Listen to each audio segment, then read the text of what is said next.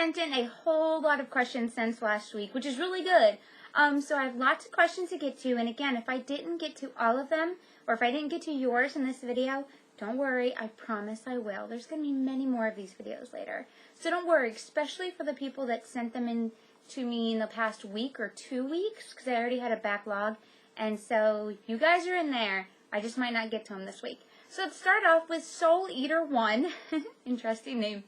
Rachel, who do you think is the most badass video game character out of Kratos, Solid Snake, Marcus Phoenix, Master Chief, or Leon from Resident Evil? I'm definitely going to say Kratos here. Kratos is a god after all, and he could kick all of those other guys' asses. But Marcus Phoenix, he's second on my list, with third being Leon. Those guys are all badasses, but still, they can't even come close to Kratos. He is like the ultimate badass. So Hayden asks, id Software has confirmed that selected sections of the single player on Rage will be cut straight out of the game if it is bought secondhand. Simple question, what do you think about that, and do you think other developers will follow suit? Honestly, I think that is awful if that actually does happen. I know this question's probably a little old, so I don't know if it's been updated. But if they do end up doing that, that is just disgusting. Cutting out single player if you buy something secondhand. I even don't agree with companies charging people who buy secondhand games, charging them just to get to downloadable content. That's pretty shady as well. You're not going to cut down on secondhand games. And most of the time, people have to buy secondhand because a lot of you developers are selling unfinished games and games that should have even been a DLC title. You're selling them at full price. So, of course, a lot of us gamers can't afford $60 price tag on every game. Maybe if you put out a game that's worth $60, a lot of us won't have to go secondhand. But with the games that aren't really worth $60, of course we want to buy them secondhand because we're not willing to pay full price for a game that's not a full game. So I think they should just stop trying to fight it. There's no way around it. And just let us play the games.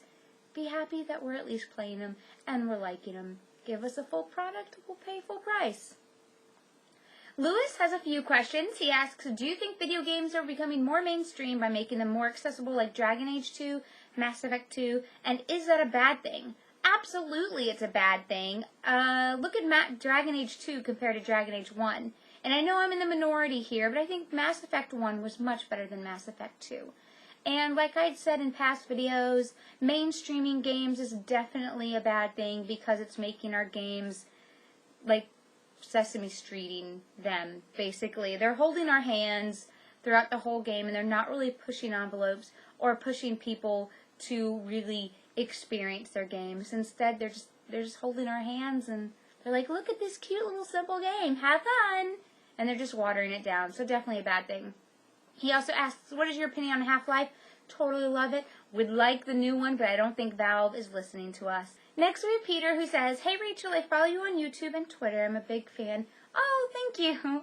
I hope I entertain you with my Twittering. I know sometimes I Twitter a little bit too much, but that's just because I love it so much. Anyways, he's wondering if he should get a 360, and if so, which one? He's had a PS3 for 3 years now, and over 50 games. Is it worth it for him to get a 360? And what games do I recommend? Oh god, absolutely, I would definitely recommend getting a 360. Since you've had a PS3 for 3 years, and you have over 50 games for it, I wouldn't really say get one of the biggest 360 bundles. I'd just get a basic 360, you know, something without all the frills. Definitely get Xbox Live, I think you'll love it. And, I will say that I do think that the PS3 has better first-party games, but the 360 has some pretty solid ones as well, like Gears, and another one that I still really love is Viva Pinata. I'm trying to think what else.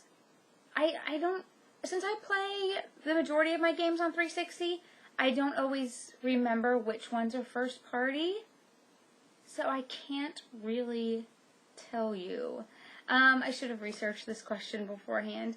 But the 360 has great games. When you go look at the catalog or the whatever at EB, you'll recognize which games you have and which ones you don't. And the ones you don't have are probably 360 exclusive. So yeah, there's tons of great ones. Definitely recommend you getting it. He also says, I recently got into horror games like Dead Space. I don't think Dead Space is a horror game. which I know you don't like. So is there any good PS3 horror games? Sorry for all the questions. Oh, there are not so many questions. Don't worry about it. Good PS3 survival horror games. No. I mean, Silent Hill, if you get a 360, you can get Silent Hill. Was Homecoming even on the PS3? I'm pretty sure it was. The Fatal Frame games aren't on PS3. And your PS3 is probably the one that doesn't play PS2 games, because if it was, I'd recommend getting Fatal Frame. But Fatal Frame is on Xbox, and it can play on the 360, because it's backwards compatible. So I definitely recommend getting Fatal Frame. And I really don't think we've had any really good horror games since Fatal Frame and the earlier Silent Hill games. So as of recently, no. Conman 100 asks, I just wanted to ask you, do you play Left 4 Dead 1 or 2? If you do, which one do you think is better? Why and why not? Honestly, I loved Left 4 Dead, I almost said Dead Rising. I loved Left 4 Dead 1 way better than Left 4 Dead 2. When Left 4 Dead 2 was announced, I was among the people that was like, no, Left 4 Dead 2 doesn't need to be DLC. Well, you know, it's only been a year, we're fine, we can get Left 4 Dead 2, it's gonna be awesome. And then it came out and I feel like I was totally ripped off. Left 4 Dead 2 should have been DLC. Left 4 Dead 2 was not enough big of a jump to be or warrant a second game. So for that reason alone, I like Left 4 Dead 1 better. And lastly, we're going to get to Christopher, who says, just wondering if you accept random Xbox Live friends requests. I don't. I just don't have the room.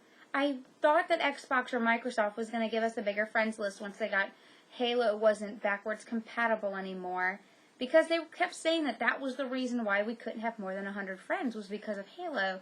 And, sorry, my voice is still cracking because it's still not 100% back yet. But, yeah, I just don't have the room to accept random friends requests. I wish I did, and if I had enough money to create a second live account, I would, just for, you know, YouTube and Twitter friends and stuff. But until they give us a bigger friends list, I don't. I do on PSN, because for some reason I have more space on PSN. Same gamer tag, it's just Rachel. Well, guys, that's it for Ask Rachel episode, God, I don't even remember what episode this is. What is it, like 28, 29, something like that. Thanks for watching, and keep sending in your questions. I promise I'll get to the ones I didn't get to yet. Just email me your questions at rachelmoore@gmail.com.